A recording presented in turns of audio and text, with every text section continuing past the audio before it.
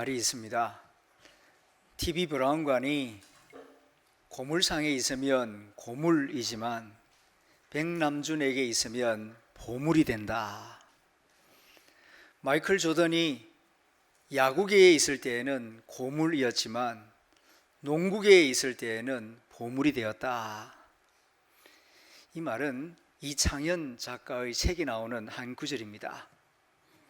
이 말이 의미하는 바는 위치의 중요성을 일깨우는 말입니다. 같은 물건, 같은 사람이지만 어디에 있느냐에 따라서 고물이 되기도 하고 보물이 된다 하는 의미입니다. 집에서 오랫동안 사용하던 TV 브라운관 그냥 창고에 처박아 두면은 그야말로 고물이죠. 그런데 비디오 아트 예술가 백남준에게 갖다 주면은 예술 작품으로 성화됩니다. 보물이 됩니다. 미국의 유명한 농구 선수 마이클 조던, 그는 고등학교 때까지는 야구를 했습니다. 그런데 별 볼 일 없었습니다. 고물 같은 인생이었습니다. 그런데 농구계로 옮겨가면서 그는 빛을 발하기 시작합니다. 일약 스타가 되고 그야말로 농구의 왕들의 왕이 되는, 그래서 지금까지 스포츠인들 가운데에서 마이클 조던만큼 성공하고 유명해지고 돈을 많이 번 스포츠인은 없을 겁니다. 그의 재산이 지금 2조 8천억 원이라고 하니까요. 한 운동선수가 얻은 소득이 어마어마합니다. 어디에 있느냐, 거기에 따라서 많은 것이 달라집니다. 같은 물건, 같은 사람이지만 어디에 머무느냐에 따라서 그 미래가 달라지기 때문입니다. 우리나라 역사에도 이와 같은 일이 있었습니다. 이순신 장군, 그가 육군에 있을 때에는 고물이었습니다. 그런데 해군에 있으면서 보물이 되었습니다. 그는 28살 때에 무과시험에 응시하지요. 동년배들에 비하여서 8년 늦게 무과시험을 보게 됩니다. 그런데 떨어집니다. 재수하죠. 또 떨어집니다. 사수해가지고 32세 때에 드디어 무과시험에 합격했습니다. 그래서 육군 초급 장교가 되어서 함경도에 가서 근무하게 되는데 거기서 여진족하고 전쟁이 있었습니다. 패배했습니다. 포로로 잡혀갔습니다. 많은 수치를 당했죠. 이순신이 육군에 있을 때에는 고물장교였습니다. 그런데 전라도 관찰사의 눈에 띄어서 이제 해군으로 옮겨가게 됩니다. 해안가를 지키는, 바다를 지키는 해군이 되었을 때 그는 기량을 나타내 보입니다. 1592년 임진왜란이 있었을 때에 정말 나라를 지키는 중요한 보물이 되고 역사의 보물이 된 것을 우리가 알게 됩니다. 보물과 고물, 그 글자를 보면은 비슷합니다. 소리도 비슷하죠. 고물과 보물, 자음 하나 차이가 있을 뿐입니다. 그야말로 한 끗 차이입니다. 그런데 그 의미는 하늘과 땅 차이입니다. 보물하고 고물하고는 어마어마하게 다른 것이죠. 내 인생이 보물이 될 것인가 아니면 고물로 끝날 것인가, 그것은 머무는 위치에 따라서 달라집니다. 많은 경우 인생은 어디에 머무느냐에 따라서 그 미래가 달라집니다. 인간의 본질은 사실 문제되지 않습니다. 왜냐하면 모든 인간의 본질은 다 죄인이기 때문입니다. 그렇기 때문에 의인은 없습니다. 다만 본질이 죄인 인간이 어디에 주로 많이 머무느냐에 따라서 그의 성품과 그의 인격과 그의 미래가 달라지게 되는 것입니다. 사실 구원도 알고 보면은 줄 잘 서서 받는 것입니다. 예수님이 계신 그 뒤에 예수님 줄에 서게 됨으로 해서 받는 하나님의 축복이 구원이기 때문입니다. 내 노력과 내 의로 받는 것이 아닙니다. 마찬가지입니다. 우리의 몸이 주로 어디에 머무느냐, 우리의 마음이 주로 어디에 머무느냐, 거기에 따라서 우리의 미래가 달라집니다. 정욕을 따르는 자리에 있는가, 아니면 하나님의 말씀을 따르는 자리에 있는가, 같은 몸이지만 어떤 자리에 머무느냐에 따라서 고물이 되기도 하고 보물이 되기도 하는 것입니다. 오늘 우리는 시편 1편 말씀을 읽었습니다. 3절 말씀을 다시 주의해서 봅니다. 그는, 그러니까 복 있는 사람, 그는 시냇가에 심은 나무가 철을 따라 열매를 맺으며 그 잎사귀가 마르지 아니함 같으니 그가 하는 모든 일이 다 형통하리로다. 아멘. 복 있는 사람, 그가 철을 따라 열매를 맺을 수 있는 이유, 뜨거운 여름인데도 잎사귀가 마르지 않는 이유, 그리고 그가 하는 모든 일이 다 형통하는 이유가 어디에 있느냐? 그가 열심히 노력을 하기 때문이 아니라 시냇가에 심겨졌기 때문이다. 그가 있는 위치가 만일 메마른 사막이었다면 아무리 발부둥을 치고 밤낮 쉬지 않고 노력을 해도 잎이 푸를 수가 없어요. 때를 따라 열매를 맺을 수가 없어요.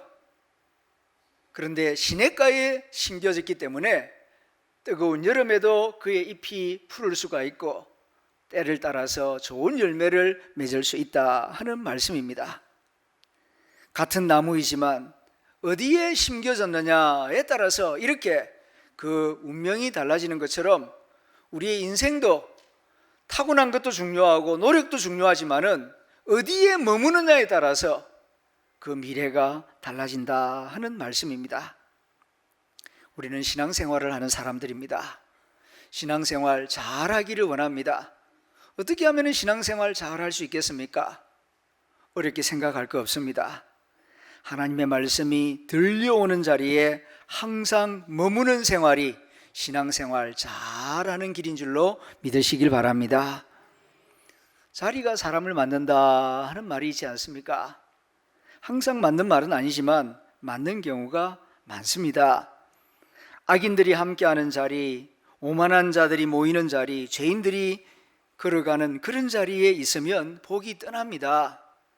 아무리 타고난 재능이 많고 얼굴이 예쁘고 그리고 공부를 많이 했다 할지라도 죄인들이 모이는 자리, 오만한 자들이 앉아있는 자리, 그런 자리에 가서 많이 앉아있으면 그의 재능과 그의 주어진 축복이 나중에는 오히려 부끄러움이 되고 오히려 복을 가로막는 그런 장애물이 될 것입니다. 반대로 여호와의 율법을 묵상하는 자리, 어려운 사람들을 돕는 자리, 하나님을 찬양하는 자리에 오래 머물면 복을 받게 될 것입니다. 거룩한 사람이 되고 고귀한 존재가 될 것입니다. 신앙생활의 핵심은 그리스도 안에 거하는 것입니다.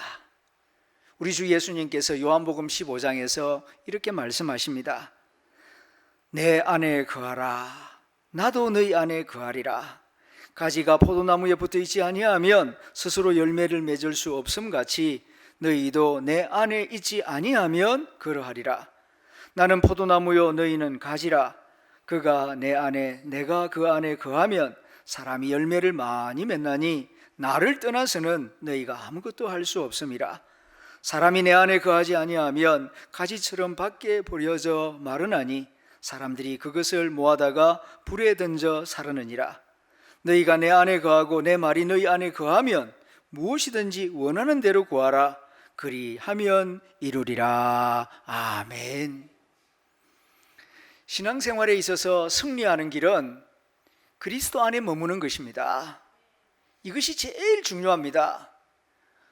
얼굴이 예쁘냐 안 예쁘냐, 공부를 많이 했느냐 적게 했느냐, 집안이 좋으냐 그렇지 못하냐, 그건 그리 중요하지 않아요. 그런데 내가 머무는 자리가 그리스도 안이냐 그리스도 밖이냐, 거기에 따라서 나의 미래가 아주 달라지게 됩니다. 그리스도 안에 거하면은 새로운 피조물이 됩니다. 정죄함이 없습니다. 하나님의 자녀가 됩니다. 새하늘 새 땅의 상속자가 됩니다. 하나님의 보물이 됩니다. 하지만 그리스도 밖에 거하면 세상 욕망의 지배를 받게 됩니다. 마귀의 자식이 됩니다. 지옥 백성이 되고 결국은 고물이 되고 쓰레기가 되고 마는 것입니다. 그러므로 그리스도 안에 거하는 성도들이 다 되시기를 축원합니다. 그리스도 안에 거하면은 고물이 변하여 보물이 됩니다. 천국에는 고물이 없습니다. 천국에는 쓰레기통이 없습니다. 그리스도 안에 있으면은 모든 고물이 변하여 보물이 되기 때문입니다. 그리스도 안에 있으면은 새로운 피조물이 되며 왕 같은 제사장들이 되기 때문입니다. 그러므로 항상 그리스도 안에 머무는 하담의 성도들이 다 될 수 있기를 소망합니다. 한 번은 밥상에서 밥을 먹다가 이런 생각을 해보았습니다. 하얀 밥그릇에 담겨 있는 하얀 쌀밥, 얼마나 참 예쁜지요. 참 보기만 해도 아름답고 또 먹음직스럽습니다. 그런데 이 밥알이 밥그릇 안에 있지 않고 상위에 있다든가 카페트에 떨어져 있으면 보기가 안 좋습니다. 얼굴에 붙어 있거나 옷에 붙어 있으면 보기에 추합니다. 이렇게 밥알은 반드시 있어야 할 밥그릇 안에 있을 때에 그 아름다움과 소중한 가치를 지닐 수가 있습니다. 세상의 모든 사물은 다 제자리가 있을 자리가 있습니다. 사람도 마찬가지입니다. 간장 종지에 설렁탕을 담지 않고 설렁탕 뚝배기에 간장을 담지 말아야 할 것입니다. 그리스도인도 마찬가지입니다. 그리스도인은 그리스도 안에 거해야 합니다. 그럴 때에 그리스도인으로서의 아름다움과 거룩함과 권세를 가질 수가 있습니다. 그리스도인이 그리스도 안에 거하지 아니하면은 고물 인생이 되고 마는 것입니다. 포도나무 가지가 포도나무 줄기를 떠나면은 메마르게 됩니다. 아무리 가지가 열심히 노력을 하고 비료를 주고 농약을 치고 그리고 가지치기를 해주고 정성껏 돌봐주어도 줄기에서 떠나면 그 가지는 메마를 수밖에 없고 메마른 가지는 모아다가 불쏘시개로 화로에 집어넣을 수밖에 없는 것입니다. 예수쟁이는 예수님을 떠나면은 고물 인생이 되고 맙니다. 그러므로 예수님을 구주로 고백하고 세례받은 성도들은 그리스도 안에 거해야 합니다. 그리스도 밖에 거하면은 초라한 인생이 되고 결국은 허무한 인생이 되고 마는 것입니다. 그런데 그리스도 안에 거한다는 것이 구체적으로 어떤 것이겠습니까? 이미 여러분들은 알고 있습니다. 교회를 다닌 여러분들은 여러 번 말씀을 들었을 것입니다. 그러나 다시 한번 말씀을 드립니다. 그리스도 안에 거한다는 것은 첫째, 믿음으로 살아간다는 뜻입니다. 그리스도 안에라는 말은 믿음 안에라는 말과 같은 의미입니다. 믿음으로 사는 것, 이것이 그리스도 안에 거하는 삶의 모습입니다. 많은 사람들이 그리스도 안에 거하지 않습니다. 교회 와서 예배 드릴 때는 주여 주여 하지만은 교회 밖을 나가면은 믿음으로 살기보다는 가진 소유를 따라서 사는 경우가 많습니다. 통장에 돈이 좀 많이 생기고 그리고 소득이 많아지면은 행복해하고 평안해하고 자신감을 얻습니다. 그런데 소득이 줄어들고 그리고 통장에 잔고가 얼마 남지 않고 경제적으로 힘이 들면은 한숨을 쉬고 세상이 다 끝난 것처럼 그렇게 절망합니다. 그것은 믿음으로 사는 모습이 아닙니다. 내 소유가 어떠하든지 간에 이것은 하나의 도구일 뿐이고 내가 사는 것은 오직 하나님의 은혜로 살고 예수 그리스도의 말씀으로 산다 하는 이런 믿음으로 살아갈 때에 그가 그리스도 안에 거하는 것입니다. 눈으로 보는 것, 귀로 듣는 것 물론 중요합니다. 그러나 그것만 의지해서 살아서는 안 됩니다. 믿음으로 살기 위해서는 눈으로 보고 귀로 듣지만은 한 번 더 생각하는 것입니다. 하나님의 기뻐하시는 뜻은 무엇일까? 내가 오늘 이것을 보고 이것을 들었는데 내가 어느 길을 선택할 때 하나님이 기뻐하실 것인가 한 번 더 생각하면서 살아가는 그 모습이 바로 믿음으로 사는 것이고, 믿음으로 사는 것이 그리스도 안에 살아가는 모습인 것입니다. 두 번째로는 말씀 안에 거한다는 것입니다. 이것이 그리스도 안에 사는 모습입니다. 오늘 본문 시편 1편 1, 2절을 다시 읽어봅니다. 복 있는 사람은 악인들의 꾀를 따르지 아니하며 죄인들의 길에 서지 아니하며 오만한 자들의 자리에 앉지 아니하고 오직 여호와의 율법을 즐거워하여, 하나님의 말씀을 밥 먹듯이 즐거워하며 그의 율법, 하나님의 말씀을 밤낮으로 묵상하는도다. 아멘. 하나님은 영이십니다. 우리 눈에 보이지 않지요?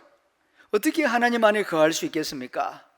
그것은 말씀 안에 거하는 것입니다. 말씀 안에 거하기 위해서는 성경책을 가까이 두어야 합니다. 성경책을 멀리 두면은 하나님과 멀어지는 것입니다. 성경책을 펴서 자주 읽으셔야 합니다. 지금 많은 교회가, 우리 교회도 이 영상 스크린을 예배 시간 때 사용하다 보니까 주일날인데도 성경책 안 들고 오는 분들이 점점 많아지고 있습니다. 그렇게 해서는 안 됩니다. 이건 예배의 보조 자료입니다. 자기 손때 묻은 성경책을 가지고 다니셔야 합니다. 그래서 교회에서도 가정에서도 내가 읽는 성경책이 있어야 합니다. 그럴 때에 우리가 그리스도 안에 거할 수가 있습니다. 하나님은 성경 안에서 당신을 기다리고 계십니다. God is waiting for you in the Bible. 하나님은 카페에서 당신을 기다리고 있는 게 아닙니다. 호텔 로비에서 기다리고 계시는 것이 아닙니다. 성경책 안에서 당신을 만나고자 기다리고 계십니다. 그러므로 자주 성경책을 펴서 읊조리며 읽으십시오. 그리고 눈을 감고 읽은 말씀을 생각해 보십시오. 그럴 때에 하나님께서 가까이 와 계시는 것을 느낄 수가 있을 것입니다. 이런 시간을 많이 가지는 것이 그리스도 안에 거하는 삶의 모습인 것입니다. 요즘 어떻습니까? 나는 고물이라고 느끼십니까? 아니면 보물이라고 느끼십니까? 세월이 가면 갈수록 점점 마치 고물처럼 되어간다 하는 느낌을 받는 경우가 많을 것입니다. 하지만 그리스도 안에 있으면 보물입니다. 하나님의 보물입니다. 왜냐하면 하나님의 소중한 자녀이기 때문입니다. 그러나 세월이 지나가는 가운데 보물이 고물로 변하는 경우도 있습니다. 그런가 하면 반대로 고물이 보물처럼 변하는 경우도 있습니다. 나의 인생은 고물 인생이 될 것인가 아니면 보물 인생이 될 것인가? 어느 누구도 고물 인생으로 끝나는 것은 원치 않을 것입니다. 모두 다 보물 같은 인생이 되기를 원합니다. 그렇다면 하나님의 말씀을 따르시기를 바랍니다. 세상 정욕을 따르고 내 육체의 정욕을 따르면 결국은 허무한 인생으로 끝나고 맙니다. 아무리 세상에 큰 야망을 쫓아간다 할지라도, 내 마음의 소원, 내 육신의 소망을 쫓아간다 할지라도, 설사 성공을 거둔다 할지라도 끝에 가서는 결국 한 줌의 죄로 끝나고 말고 허무한 인생으로 끝날 수밖에 없습니다. 그러나 영원하신 하나님의 말씀을 따르고 그 말씀을 가슴에 품고 살아가게 되면 이 땅에 숨은 끊어진다 할지라도 그 이름을 존귀케 해주시며, 또한 새하늘 새 땅에서 별과 같은 삶, 보석 같은 삶이 되도록 하나님께서 복을 내려 주실 것입니다. 그러므로 하나님의 말씀에 마음을 두고 말씀을 묵상하며 순종하는 삶을 살아갈 수 있기를 바랍니다. 세상의 유행이나 정욕을 따르지 아니하고 또 육체의 정욕을 따르지 아니하고 하나님의 말씀을 가슴에 품고 그 말씀을 따라서 살아간 성도들이 가정의 보물이 되고 그 지역사회의 보물이 되고 민족과 역사의 보물이 된 예들이 참 많습니다.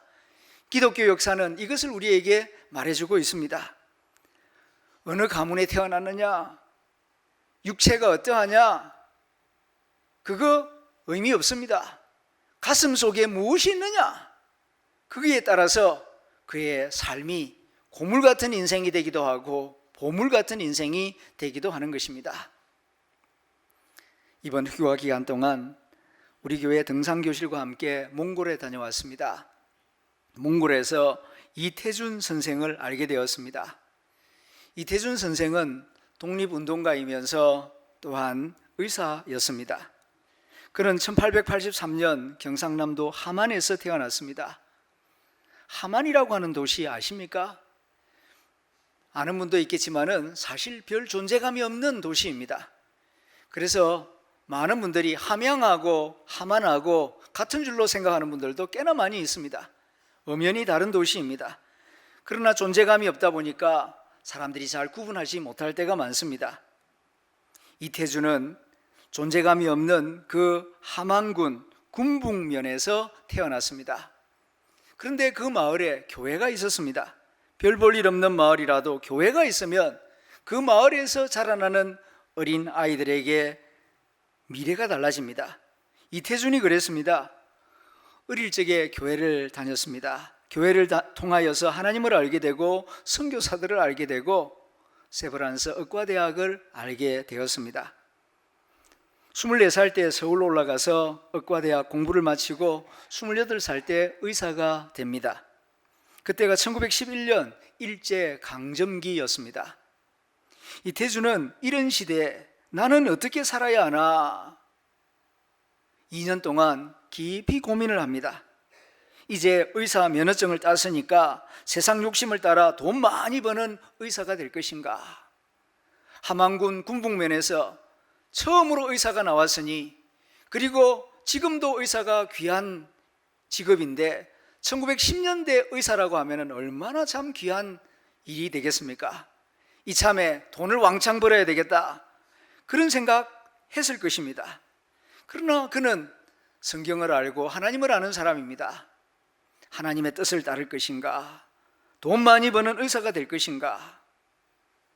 하나님의 뜻을 따르기로 결심합니다. 그래서 1914년 몽골로 건너가서 울란바토르에 병원을 개원하고 거기서 은밀하게 독립운동가들을 도우면서 매독에 걸린 몽골 사람들을 치료해 주었습니다. 당시 몽골 사람들은 매독에 걸려서 고생을 엄청나게 하고 있었습니다. 전 국민의 70%가 매독에 걸렸다고 하니까요. 하마터면은 몽골 민족 자체가 지구상에서 사라질 뻔한 위기였습니다. 그런데 이태준은 몽골 사람들을 진심으로 사랑하고 환자들을 불쌍히 여기면서 치료해 주었습니다. 나중에는 몽골 왕의 주치의가 되었습니다. 이태준은 의료활동으로 번 돈을 은밀하게 독립운동 군자금으로 제공하였습니다. 몽골 국민들은 한국 사람 이태준에게 너무너무 고마워하였습니다. 그래서 그를 신이 보낸 의사다, 그렇게 부르기도 하였고 몽골의 슈바이처라고 부르기도 하였습니다.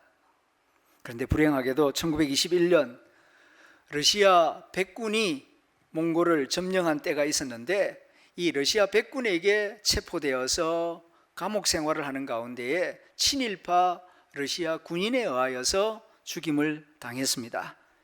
그때 그의 나이가 38세였습니다. 짧은 인생이었지만 그의 인생은 보물 같은 인생이었습니다. 몽골 정부는 2000년 7월에 울란바토르 시내 중앙에 이태준 선생 기념공원을 조성하라고 2000평 땅을 우리나라 정부에 주었습니다. 금년 6월에 아주 근사하게 잘 지었습니다. 동시에 이태준이 태어난 고향 함안군에도 이태준 기념관을 지었습니다. 별 볼 일 없는 마을, 별 볼 일 없는 가문에 태어나서도 그리스도 안에 거하면 존귀한 하나님의 자녀가 됩니다. 말씀 안에 거하면 보물 같은 인생이 됩니다. 보물 같은 인생이 된다고 해서 오래 살고 부자가 된다는 말씀은 아닙니다. 예수님 닮은 인생이 된다 하는 뜻입니다. 말씀드립니다. 세상 풍조를 따르지 말고 말씀 안에 거하는, 하나님의 말씀을 가슴에 품고 살아가는 저와 여러분들이 될 수 있기를 간절히 소망합니다.